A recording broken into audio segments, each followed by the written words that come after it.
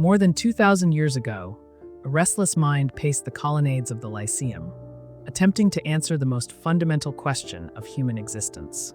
Aristotle did not seek to understand what makes a life merely pleasurable, but rather what makes it fundamentally excellent and worthy of being lived. Within the intricate tapestry of the Nicomachean Ethics, we find a profound invitation to examine the ultimate purpose driving our daily striving and secret ambitions. This masterpiece of classical thought confronts the inescapable reality that every human action inevitably aims at some perceived good. We are thus challenged to discover whether the specific good we pursue is a fleeting illusion or the true foundation of lasting human flourishing. To truly appreciate this monumental work, we must transport ourselves to the vibrant intellectual atmosphere of ancient Athens during the 4th century before the Common Era. The Macedonian-born Aristotle was not merely a philosopher isolated in an ivory tower, but a seasoned observer of biology, as well as the notoriously messy theater of human politics. Having studied under Plato for 20 years, he eventually departed from his teacher's reliance on abstract, transcendent forms of goodness that resided entirely outside the tangible world. Aristotle brought philosophy back down to the dusty earth, grounding his ethical inquiries in the practical realities of human nature and civic participation. He understood that a well-lived life cannot be achieved in solitary confinement, since we are inherently social creatures whose virtues are tested and refined within the crucible of the community. In his thriving school at the Lyceum, he developed an ethical framework designed not for flawless deities, but for flawed human beings navigating the incredibly complex demands of civic justice alongside their own personal desires.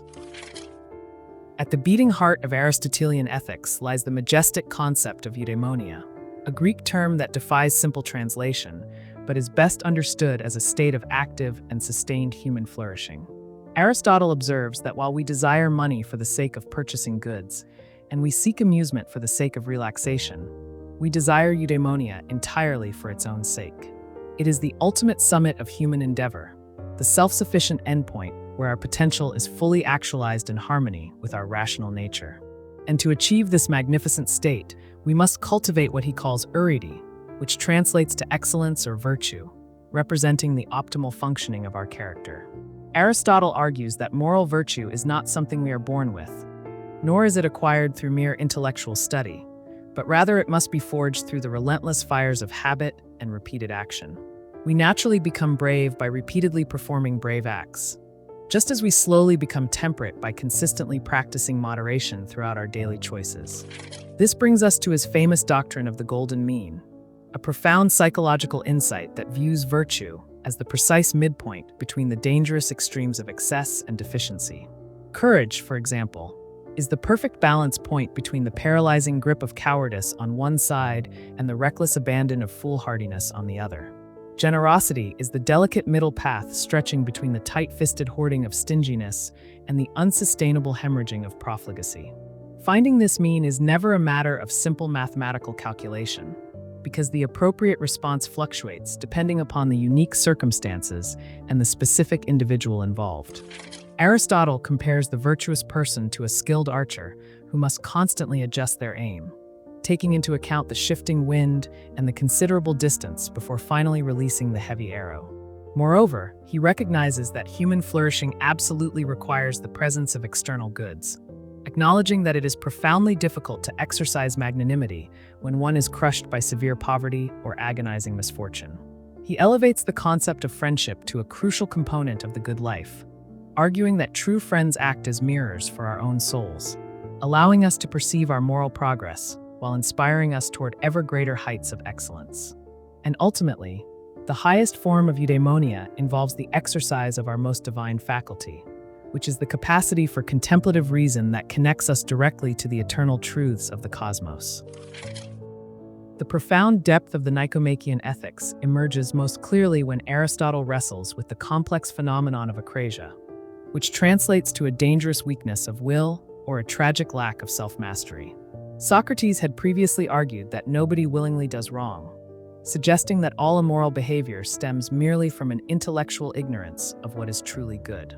Aristotle rejects this overly simplistic view of human psychology, recognizing that we frequently know exactly what the right course of action is, Yet we are overpowered by the overwhelming force of our immediate passions.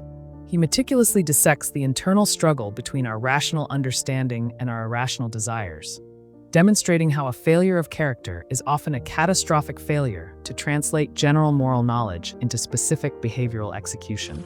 To overcome this inherent weakness of will, he insists upon the absolute necessity of phronesis, or practical wisdom, which serves as the master virtue responsible for orchestrating all the others. Practical wisdom is the deeply ingrained sensitivity that allows a virtuous person to instantly perceive the morally salient features of any given situation and respond with the entirely appropriate emotion and action.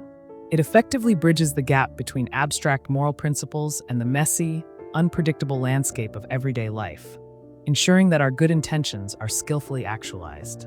Aristotle builds a compelling argument that moral responsibility remains firmly in our own hands, because the habits we deliberately cultivate over a lifetime eventually harden into an unshakable character that absolutely determines our ultimate destiny.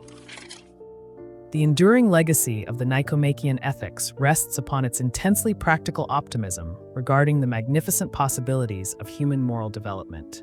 In a modern world saturated with cynicism and paralyzed by moral relativism, Aristotle reminds us that a flourishing life is a beautifully crafted work of art that requires deep discipline guided by continuous and intentional practice.